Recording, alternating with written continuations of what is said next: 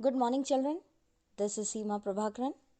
We'll continue with our history lesson, the National Movement, Part 1, from 1885 to 1918. In our previous video, we talked about the moderates. Today, we'll be talking about the era of the assertive nationalist movement. A section of the Congress leaders started raising questions about the demands and methods of the moderates.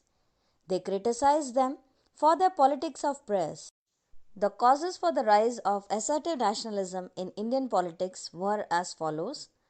The Indian Councils Act could not come up to the expectation of our leaders. The government machinery was slow in providing relief to the people during a countrywide famine in 1896-97.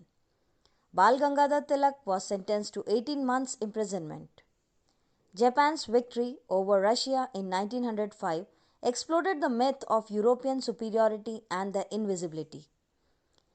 At this time, much of the unrest in India was due to Lord Curzon's repressive measures. Next topic is objectives, programs, and methods of struggle of the assertive nationalist. The assertive nationalist included leaders like Bal Gangadhar Tilak, Bipin Chandra Pal, and Lala Lajpat Rai.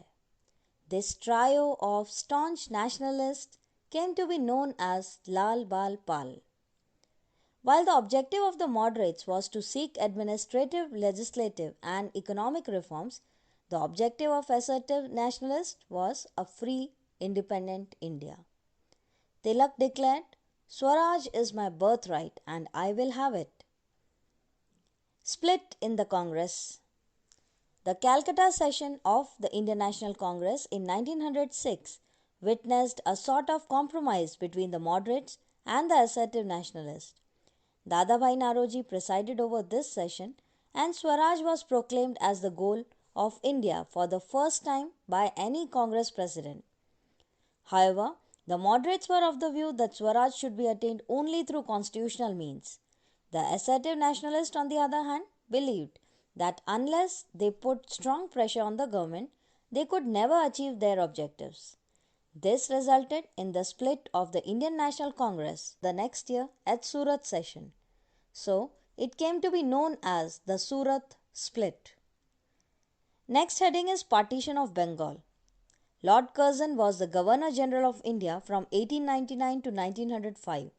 He took several measures to check the growing influence of the assertive nationalists in the Congress. The final act of his mischief was the Partition of Bengal. Reasons for the Partition of Bengal. The British government regarded the size of Bengal province to be too large to be popularly administered by a single provincial government. The argument presented in favor of the partition was that it would improve administration of both the provinces. The Partition of Bengal became effective from 16th October 1905. Curzon's evil motives behind the Partition of Bengal were: first, to break the growing solidarity of Bengali nationalism; second, to create a rift between the Hindus and the Muslims in Bengal. In the new province, Eastern Bengal, that now comprises Bangladesh, the Muslims were in majority, whereas in West Bengal, which is now a part of India, the Hindus were in majority. That's all for today's class. Thank you and have a nice day.